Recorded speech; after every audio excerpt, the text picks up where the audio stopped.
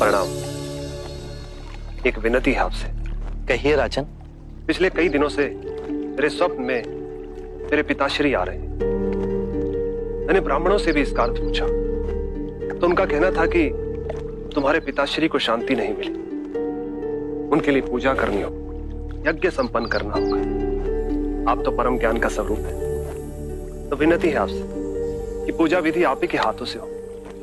जो मेरे पिताश्री तक पहुंचे उन्हें मुक्ति मिले, जीवन मरण के इस चक्र से वो मोक्ष पाले। अवश्य राजन। आप मिट्टी के 2 घड़े मंगवाइए, एक में घी भरवाइए और एक घड़े में कंकड़ पत्थर भरवाइए,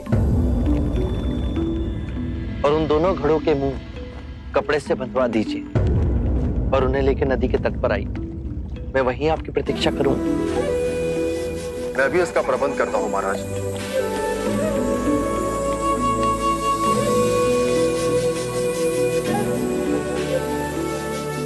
महाराज, अब आप इन दोनों घड़ों को पानी में डाल दीजिए।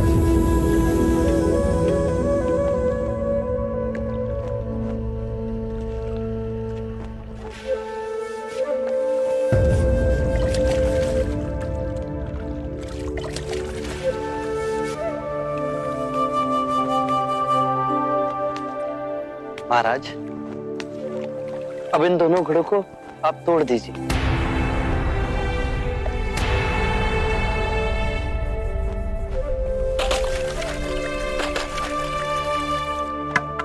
महाराज, अब आप ध्यान से देखिए घी ऊपर उठ पानी पर तैरने लगा। अब बताइए, मेरे या किसी और के पूजा पाठ करने से क्या यह घी नीचे बैठ सकता है? असंभव। ये तो घी का स्वभाव ही नहीं। सत्य कहा आप। उसी प्रकार किसी भी पूजा पाठ, विधि विधान, कर्म कांड के द्वारा पानी के अंदर डूबे हुए कंकड़ पत्थर क्या ऊपर आ तैर सकते हैं? नहीं बुद्ध, ये तो प्रकृति के नियम के विरुद्ध है। तो हम प्रकृति से भिन्न कैसे हुए? हम भी तो प्रकृति का ही रूप है।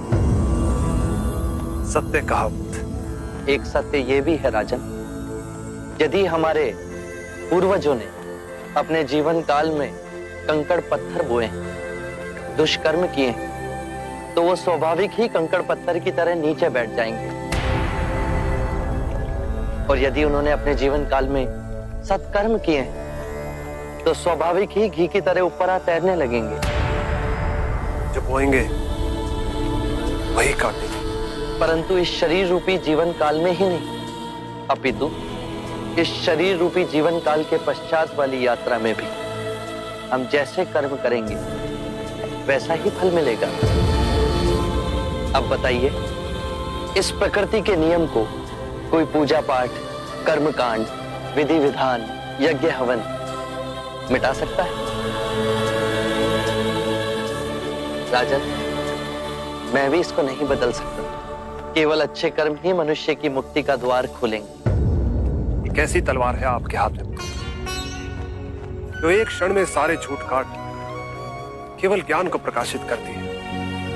ना जाने कितने जन्मों और भटकता में यदि आपकी कृपा ना होती, इस एक क्षण में आपने अपनी अदृश्य तलवार से मेरे अहंकार का सर भी काट दिया। धन्य है प्रभु।